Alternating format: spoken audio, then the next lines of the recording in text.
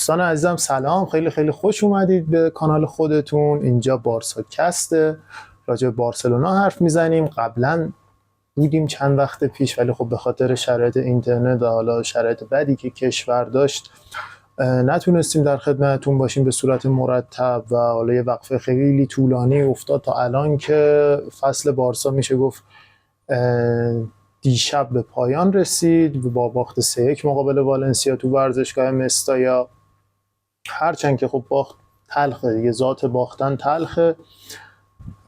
اما قبل از شروع ویدیو، قبل از اینکه هر چیزی رو شروع کنیم، اول میخوام به خاطر اتفاقاتی که افتاد تسلیت بگم، به خاطر دوستانی که بینمون نیستن و حالا امیدواریم که شرایط کشورمون، شرایط مردممون خیلی خیلی بهتر بشه و بتونیم در کنار همدیگه روزهای خوبی رو سپری بکنیم.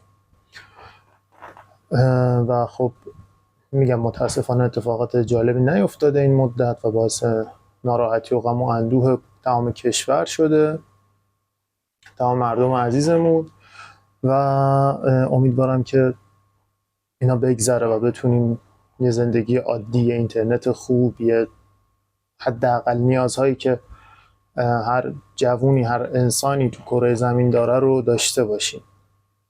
هرچند که میدونم وضعیت اینترنت هم خوب نیست برای یوتیوب با این شرایط، با کانفینگ و مانفینگ و اینجور کارها که منم همونجوری وصل هستم و این ویدیو رو دارم میگیرم.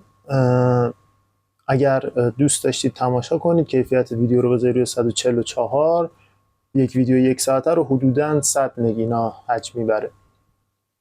بریم شروع کنیم. خب توی بارسا کست راجع بارسا حرف میزنیم. توی فوتبال فوراور که حالا کانال دوممون هست هم میخوایم راجع به تمامی فوتبال ها جام جهانی و تحلیل و تفسیر کنیم. حالا شاید اسم کانال رو هم یه تغییری توش بدم، ولی بارسا کست همون بارسا کست میمونه.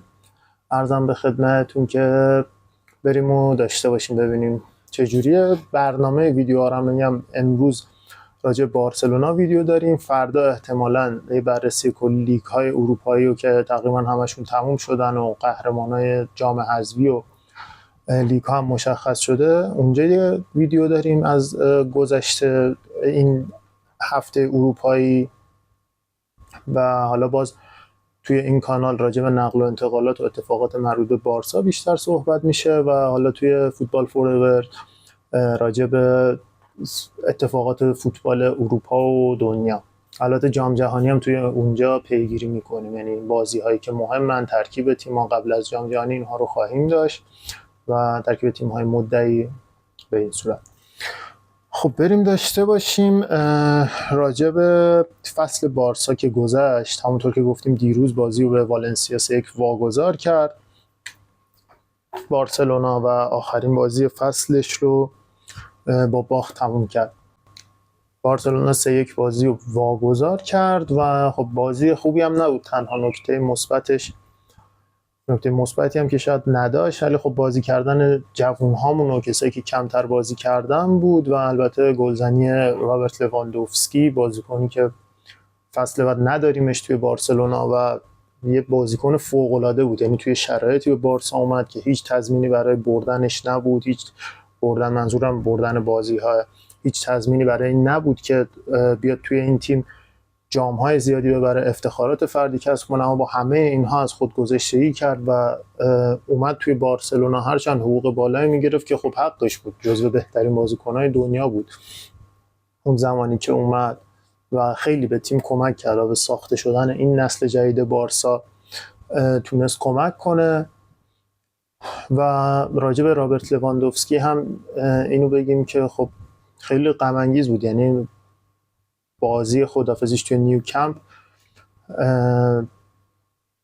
خیلی ناراحت کننده بود. یعنی جزو معدود بازیکنایی بود که منم همزمان با اون بغض کردم وقتی دیدمش که داره میره و آخرین بازیش توی نیوکمپ. همچنین دیروزم خیلی ناراحت بودم و شاید بیشتر قدرش رو بدونیم، چون درست سن و سالی ازش گذشته بود، دوندگی آنچنانی نداشت، ولی خب توی موقعیت‌های حساس، جاهایی که فشار زیاده و خودمون می‌بینیم چه ال کلاسیکوهایی که برامون گل زده و کمک کرده پیروزی و شخصیت گرفتن تیمی که یه مقدار حال و روز خوبی نداشت. و قدردان همه این زحماتش خواهیم بود قطعا ما هواداره بارسا، و واقعا هم میتونیم جزء اسطوره هامون بود با اینکه 3-4 فصل توی بارسا بازی کرد، ولی واقعا در حد یک اسطوره بود و خودش هم دیدیم که چقدر دوست داشت بارسلونا رو و هواداران بارسلونا رو. خب از این بخش عبور کنیم. راجع به رابرت لواندوفسکی شاید تو طول فصل بعد ویدیو زیاد داشته باشیم، چون خب پستش هم مهاجم نوک جایی هست که بارسا ضعف داره. همین با وجود خود لواندوفسکی هم کمبود مهاجم نوک توی بارسا به چشم میومد، حالا چه برسه که به اینکه که بخواد بدون لواندوفسکی ادامه بده. جمع‌بندی فصل رو با هم داشتیم که متاسفانه 2 جا توسط اتلتیکو حذف شدیم توی UCL که 2 بار قبلش هم سابقه حذف داشتیم و خیلی غم انگیز و دردناک بود. یعنی یه سری بازیکن به درد نخور، چی بگم آخه کوبارسی هم نمیشه گفت بدم، ولی یه سری بازیکنی که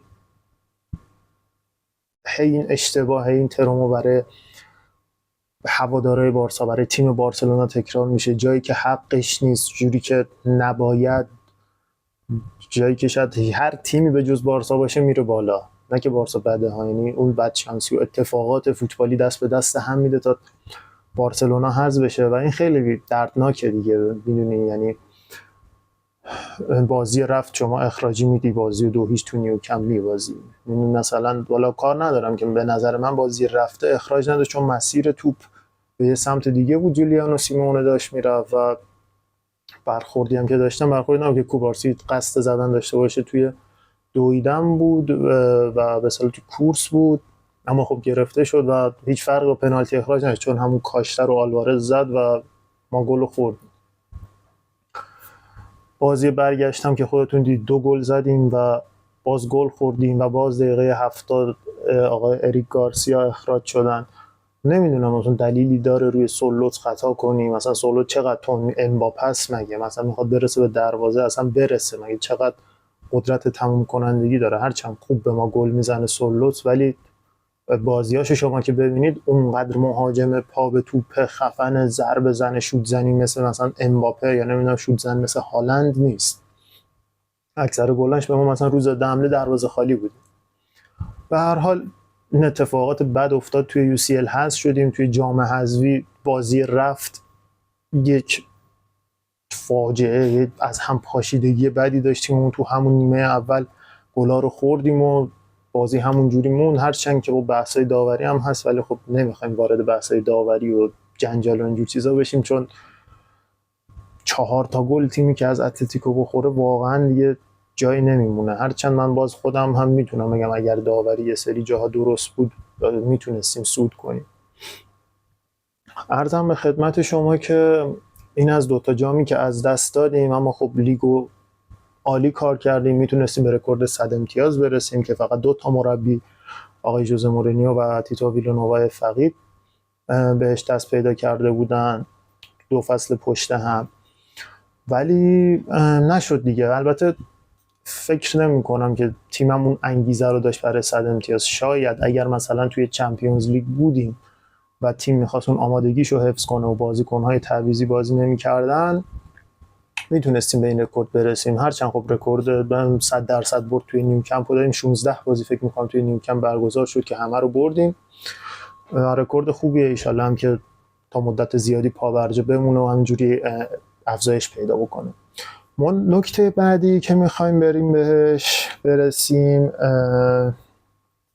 بعد از پایان فصل این بارسا چه چیزهایی نیاز داره تقویتش تو چه پست‌هایی باشه و اینکه چه نقطه ضعف‌هایی داشتیم و انتظاراتمون چیه توی فصل بعد. احتمالاً حالا که به قانون 1-1 هم برگشتیم و کسی نمیتونه بهانه‌ای بیاره برای نخریدن بازیکن، انتظارات هوادار بارسا باید چی باشه؟ ما اول نیازهای تیممون رو ببینیم. نیازهای تیم قطعاً یکیش مهاجم نوکه. هافبک خدا رو شکر همه نوع سبکی داریم. هافبک تهاجمیشو داریم، دونده داریم، جنگنده داریم، هافبک تخریبچی داریم، هافبک قد بلند داریم، مارک برنال، هافبک جنگنده گاوی، کاسادو هستن، حالا احتمالاً تو بحث ورودی خروجی ها که بخش آخر هست بهش میرسیم که کیا حالا خارج بشن که بمونن. البته نظر شخصی خودمه و حالا منطقی که خودم دارم، شما هم نظراتتون رو بگید. و مورد بعد این که دفاع قطعا میدونید نیاز داریم. زمزمه‌های باستونی بود ولی الان کمرنگ شده. ببینیم که به چه صورت هست و چه بازیکنایی در حد انتظار بودن، چه بازیکنی پایین‌تر از حد انتظار بودن. میایم از خط دروازه شروع کنیم که خوان گارسیا واقعا فوق‌العاده بود. یعنی نشریه د اتلتیک همون رو به عنوان بهترین بازیکن فصل لالیگا انتخاب کرد. فصل پیش بهترین دروازه‌بان لالیگا بود، این فصل هم بدون شک بهترین دروازه‌بان لالیگا. کار نداریم کورتوا هست، میدونیم کورتوا تو شاید 10 سال اخیر، حداقل 5-6 سال اخیر بهترین، همیشه جز 2 تا 3 تا دروازه‌بان برتر دنیا بوده، ولی این فصل بدون شک من خوان گارسیا رو بهترین دروازه‌بان میدونم. آمار هم همینو میگه، گل پرونتدش که میشه همون جلوگیری از گلش، چه تعداد کلین شیتاش که بعد مدت‌ها ما تونستیم زامورا رو بگیریم.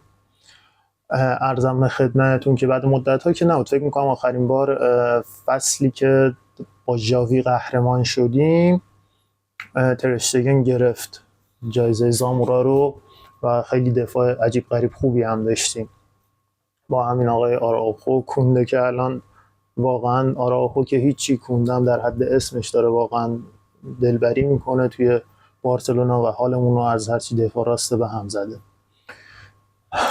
عرضم حالا عذر رفتم توی این وادیه، بریم دوباره خطای بعدی. خوان گارسیا که بدون شک و فصل بعدم هستش و خدا رو شکر که داریمش بعد مدت‌ها. دروازه‌بان درست حسابی و سرپنجه و 6 دنگ داریم که سن خوبی هم داره، 24-25 سالشه و تازه شروعشه. دروازه‌بان تا 35-6 سالگی راحت میتونه توی اوج بمونه. مورد بعدیمون میریم از خط دفاعمون شروع کنیم. دفاع چپ الکس بالده که ناامید کننده، واقعا دوست ندارم اینو بگم، یعنی ما هممون میدونیم چقدر همه عشق لاماسیا، عشق این بازیکنایی هستیم که دست میکنی تو مدرسه فوتبال یه دونهشو میکشی بیرون، یه فوتبالیست درست حسابی همچین بلده پاس بده، کار با توپ بلده. نمیدونم نسل قدیم بارسا رو دیدیم دیگه، ژاوی، اینیستا، بوسکتس، پیکه، پویول، مسی، چه بازیکنایی اومدن. اما خب بالده هم خیلی بهش امید داشتیم. حالا من نمیخوام قطع امید کنم ولی خب این فصل واقعا ناامید کننده بود. خدا رو شکر که کانسلو رو گرفتیم، امیدوارم قطعی بشه، چون کانسلو یه خوبی که داره یکی این که تیم ما بعضی شاید بگن مثلا دفاعش ضعیفه، ولی شما بارسای فیلیکو اصلا به دفاع نمیشناسی. دفاع چی اصلا واقعا تو بارسای فیلیک دیدیم دیگه، جلو اتلتیکو 2 گل زدیم، میشستیم تو دفاع بازی و مدیریت میکردیم، راحت باز میتونستیم 1-2 تا گل دیگه بزنیم و تموم کنیم کار اتلتیکو رو. تموم به خاطر حملهمون یه ضد حمله خوردیم و گل دریافت کردیم. پس کانسلو به نظرم اگر قطعیش فوق العاده است، هم رقابت با بالده که دیدیم فیکس شد. اصلا کانسلو اولاش خوب نبود ولی بعدش به مرور زمان فیکس شد، انقدر که نمایش خوبی داشت و البته بالده انقدر که نمایش ضعیفی داشت. دفاع وسط همون خب جرارد مارتین هست که فوق العاده است. فوق العاده نه که من بگم بهترین دفاع دنیا، نه، در حدی که به انتظار هوادار بارسا بود. فوشش میدادیم، بدبخت بیچاره رو، 22-23 سالش بود، در حد خودش بی‌نظیر بود. تنها دفاع پا چپمونه که میتونه وسط باشه و میدونیم چقدر برای فیلیک مهمه پا چپ بودن مدافع سمت چپش. عرضم به خدمتتون که کوبارسی که خب بحثی توش نیست هست، اریک گارسیا باید بمونه، آچار فرانسه است، هم میتونه هافک دفاعی، دفاع راست، دفاع آخر، مثلا هر جا بذاریش بازی میکنه، فقط تو گل نرفته برامون بازی کنه. کانسلو هم همینطوریه، LMRM اینجوری بگم، هافک راست، هافک چپ، حتی تو حمله وینگر هم میتونه باشه. کل این کانال های کناری زمین و کانسلو چپ و راست میتونه بازی کنه، هم تکنیکشو داره و هم قابلیت هاشو. از دفاع بگیر تا خط حمله در کانال های کناری زمین. عرضم به خدمتتون که مورد بعدی رونالد آراوخو که نمیدونیم چی کارش کنیم. اگه قراره دفاع خوب بیاد من موافق فروشش هستم با قیمت معقول 30 تایی 40 تایی. و حالا امیدوارم که تو جام جهانی بدرخشه و فرمش برگرده، اصلا نگهش داریم. ولی خب آراخو اون سبک دفاعی نیست که تو بارسلونا بخواد خیلی فیکس بشه. یعنی ببینید منظورم این نیست دفاع بدیه ها، یعنی اگه یه تیم باشه تدافعی بازی کنه، مثلا خوراک اتلتیکو مادریده، فیزیکی، قد بلند، سرزن، سرعتی، ولی خنگه، مغز نداره به معنای واقعی و یه دفاع گیج و گمه. هرچند دیروز نیمه اول خوب بود، بعد نمیدونم چی میشه و اون قد و هیکل بوسش میکنن مصدوم میشه، میره بیرون یه نیمه ای. ایناش دیگه تو مخه دیگه. بازی با چلسی هم که دیدیم، باز میگم تو CL بچه ها یادشون میفته که چجوری اشتباه کنن و درس هم نمیگیره خدا رو شکر آراوخو، ولی امیدواریم که بهتر شدن. چیزی جزی نمیتونیم بگیم. دفاع راست آقای کونده که پارسال بعد اشرف حکیمی میگفتن کونده بهترین دفاع راسته، امسال فکر نکنم مثلا در حد رامین رضاییان مثلا ازش بهتر بوده. یا مثلا دفاع راست محلات ما 2-3 تا داشتیم، ما امیر حسین حسینی بود، خیلی تو در و دیوار بود، اکونده به مراتب بهتر کار میکرد. یعنی تو بغل چه میدونم کریم شیره‌ای و اصغر و مسخر و اینا حالا بازی نمیکنن که رو دست دیامال، این ور دیانگ و پدری، اون ور چه میدونم کوبارسی، همشون ماشاءالله هم پا به توپن، هم بلدن پاس بدن، هم فوتبال بلدن. دروازه‌بانت به اون خوبیه.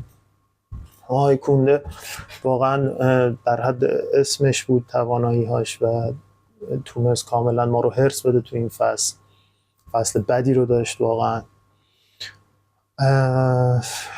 و اینا دفاع اصلی بودن. حالا جاوی اسپارت هست که خب قطعا فصل آینده هم قرار نیست اونقدر بازی کنه. دیروز هم یه اشتباه کرد که خب فدا سرش، تازه اومده بازی کرده، ما باید قرار رو به آقای کونده بزنیم. حالا دیروز هم ناز میکردن که مثل این که آقای فیلیک بهش استراحت داده، یه موقع مصدوم نشه، میخواد بره فرانسه رو آبیاری کنه.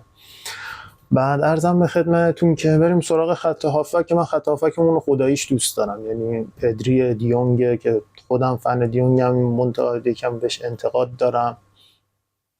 دیونگ مصدوم میشه واقعا سطح فنیش و ایناش نمیدونم چرا میاد پایین. انتظاراتمو برآورده نکرده هنوز، با اینکه فصل پیش خوب بوده، این فصل هم اوکی بوده، ولی خب یه برهه هایی مصدوم میشن و دست تیم میره تو پوست گردو که واقعا یه جلو اتلتیکو بود. مطمئنم دیونگ و آقای رافینی بودن، مطمئنم هر دو بازی ما تا فینال میرفتیم. بازی برگشت فکر کنم دیونگ نبود دیگه، تازه به زور اومده بود. مطمئنم که یه نتیجه خوب میگرفتیم، اما متاسفانه نبودن جایی که باید باشن. و دیونگ میگم هنوز انتظاری که من ازش دارم، اون پتانسیلی که توش من میبینم و برآورده نکردم، وگرنه واقعا در کنار پدری به نظر من میتونه بهترین هافک وسط باشه، بهترین باشه واقعا. هافک تهاجمی فرمین لوپزه که بنده خدا با بدشانسی واقعا ناراحتیم همه براش، جام جهانی رو از دست داد، استخون کناری کف پاش آسیب دید، انگشت کوچیکی که وصل میشه به کف پا متاسفانه دچار شکستگی شد. ولی خب فوق‌العاده بود فرمین. این 1-2 ماه آخر واقعا یکی از میشه گفت 3 تا بازیکن برتر هم بود، همه بازی‌ها تاثیرگذاری داشت. حالا آمار پر کردنش رو کار ندارم، واقعا عالی بود. گاوی که فیلیک میدونیم چقدر بهش علاقه داره، تا هم از مصدومیت برگشت دیدیم که فیکس شد. مورد بعدی هم میریم سراغ خط حملمون، آقای لامین یامال که هیچی، بهترین بازیکن دنیاست به نظر من و باید شاکر این نعمت باشیم. لواندوفسکی فصل آخرش بود و هممون با یه ناراحتی داریم میبینیم که داره میره و عالی بود، دمش گرم، زحمت کشید تو این سن و سال برای بارسا. فران تورسه که خب میدونیم سینوسیه دیگه، یه بازی فوکوس هست، یه بازی تون ماهیه. و عرضم به خدمتتون رافینیا هم که متاسفانه این فصل مثل فصل پیش نبود که همه بازی ها بیاد اون توی بزنگاه ها کمکمون کنه و نداشتیمش بیشتر فصل. و اگر هم میگم جلوی اتلتیکو بود با دیونگ قطعا یه نتیجه خوب میگرفتیم، قطعا مطمئنم میبردیم. و آقای مارکوس رشفورد بارداکی هم کار نداریم، هست دیگه، بازیکن ارزون قیمتیه که خب نیمکت یاماله و هر موقع نیاز باشه به یامال استراحت کنه رونی میتونه بازی کنه. مارکوس رشفورد به تیم ملی انگلیس دعوت شده ولی واقعا انتظارات برآورده نکرد نسبت به خودش. خبرهایی که اومده میگن میخواد تمدید کنه، یعنی میخوان نگرش دارن، میخوان نگرش دارن برای فصل بعد و ببینیم با یونایتد چجوری جلو میره. اگر با این وضع فنی باشه نه به درد واقعا نیمکت و بکاپ هم نمیخوره. 30 میلیون یورو واقعا پولیه که بارسا نباید دیگه الکی بیاد توی بازار، خودتون میدونید معدود پست‌هایی رو ما میتونیم تقویت کنیم و بعد حواسمون باشه که چجوری اون مقدار پولیو که داریم خرج بکنیم. مثل تیم‌های متمول نیستیم که مثل سیتی و پاریس و اینا که هر جوری بخوام پولو خرج کنن، هرچند که اونا هم دارن درست خرج میکنن با اینکه پول زیادی دارن. و همین دیگه، این اسکواد تیمه و امیدوارم که برای فصل بعد واقعا تقویت بشه. دفاع راست نیاز داریم یکی حداقل باشه که کونده به خودش بیاد. نمیدونم یه مهاجم نوک قطعا نیاز داریم ما، یعنی رافینیا و یامال کنار هم دیگه دارن حیف میشن واقعا اون قدری که موقعیت میسازن. حالا نمیدونم آلوارز ژائو پدرو لینک شده که من باز ژائو پدرو رو نیستم نسبتا، هرچند آلوارز هم مهاجم نوع کلاسیک نیست، چیزی که خب رویای قطعا هالنده برامون. ولی خب منتظر اخبار وایسیم ببینیم چی میشه، چون پاریس هم به دنبال آلوارز هست. و این فصل بارسا بود و ببینم چیزی و خروجی های تیم هم بخوایم بگیم، به نظر من کاسادو باید خارج بشه، یعنی فروخته بشه. اونجوری نیست که مثل اون فصل قبل کارو در آورد، فوق‌العاده بود. بازیایی که پدری و دیانگو یا حتی گاوی نبودن خیلی خوب کار میکرد. کاسادو یکیه. کریستیانسن که خب تمدید کرده، احتمالاً کریستیانسن رو قلم انداختیم تو عمق اسکواد، احتمالاً یکی دو فصل دیگه داریمش. آراوخو اگر پیشنهاد خوب بیاد بفروشیمش، جایگزین بگیریم، حالا نه صرفا اون باستونی که اون اول بود چون کمرنگ شده انتقالش، ولی خب حداقل یکی رو بگیریم که بتونه یه مقدار کار با توپ رو به تیم اضافه کنه، یه مقدار کمتر سوتی بده، یه تجربه‌ای داشته باشه. یا اگر هم اینا نیست یه جوونی باشه که بشه روش حساب کرد برای آینده، خوب میشه. تو خط دفاعی، دفاع چپ بالده است، یعنی بفروشیمش. خب کیو بیاریم؟ مندزو که بهمون نمیدن، نمیدونم نهایتا بشه گریمالدو رو آورد که باز اونم سن و سالی ازش گذشته، نمیشه خیلی روش حساب کرد دیگه، این دوره تمام شده. امیدوارم بالله به خودش بیاد فقط، چون خریدن مندز و نمیدونم دفاع چپ خوب دیگه نداریم. کار راست هم که تو رئاله که هیچی، یا یه کوکوریا میمونه و همین کانسلویی که داریم. کانسلو واقعا امیدوارم قطعی شه، هم راست بازی میکنه هم چپ. این دوتا دیوونه اگر بد بازی کنن میتونه کمکمون کنه. و توی خط هافبک خروجیمون که همون کاسادو باشه به نظرم کافی. اگر دنی اولمو پیشنهاد خوبی براش بیاد، در خور باشه، به نظرم بد نیست که یه پولی تو جیب باشگاه بذاره، هرچند که میدونیم عشق بارسا دنی اولمو و بازیکن فوق‌العاده‌ای هم هست، یعنی تو فضای کوچیک فکر نکنم بازیکنی در حد اون، نه حتما فقط یامال باشه که بتونه مثلا تو فضای کوچیک توپو دراره. در خط حملمون هم که ما کمبود داریم، مثلا نیازی به خروجی نداریم، یعنی فقط باید اضافه کنیم یه سری چیزا. حالا رشفورد میخواد تمدید کنه، امیدوارم که بهتر بشه و تمدید کنه. آمار خوبی هم داره، تو ال کلاسیکو گل فوق‌العاده‌ای زد و امیدواریم که بتونیم یه خرید خوب تو مهاجم نوک مخصوصا داشته باشیم. خیلی تیم ما نیاز داره به یک مهاجم نوک و یک مدافع که یه مقدار این تیم مثلا چی میگه یه دست بشه و نقطه ضعف تو چشمی نداشته باشه. اون موقع میتونیم انتظار قهرمانی توی UCL رو از بارسای فلیک داشته باشیم.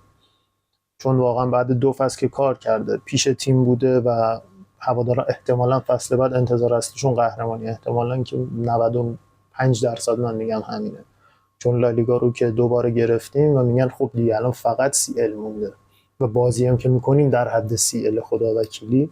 اگر این سوتیا رو ندیم یعنی شاید امسال میتونستیم فینال بریم، پارسال هم که دیدیم به چه شکل غم انگیز و دردناکی هست شدیم. خب دوستان عزیزم به پایان ویدیو رسیدیم، امیدوارم که دوست داشته باشید ویدیو رو. باز هم ویدیو خواهیم داشت، ویدیو بعدی احتمالاً توی اون یکی کانال باشه و بعدش هم پیشبازی لیگ قهرمانان باشه که اونجا براتون بذاریم، و اگر خبر جذاب و خوبی هم در مورد بارسلونا بیاد کار خواهیم کرد. در مورد سبک مورینیو و سبک فیلیک هم ویدیو خواهیم داشت که با هم رقابت دارن و منتظر بازار نقل و انتقالات میمونیم برای این کانال که ویدیو بذاریم یا اخبار مهمی که بیاد. و اونور هم خب فوتبالای دیگه و جام جهانی هم میدونیم نزدیک منتها ساعتش یکم در و داغونه دیگه، اونجا هم ویدیو خواهیم داشت. خیلی ممنون که تا اینجا همراهی کردید، امیدوارم که خوشتون اومده باشه. اگر دوست داشتید ویدیو رو لایک کنید، ساب کنید و برای دوستاتون بفرستید. دوستتون دارم، تا ویدیو بعدی، خدا نگهدار.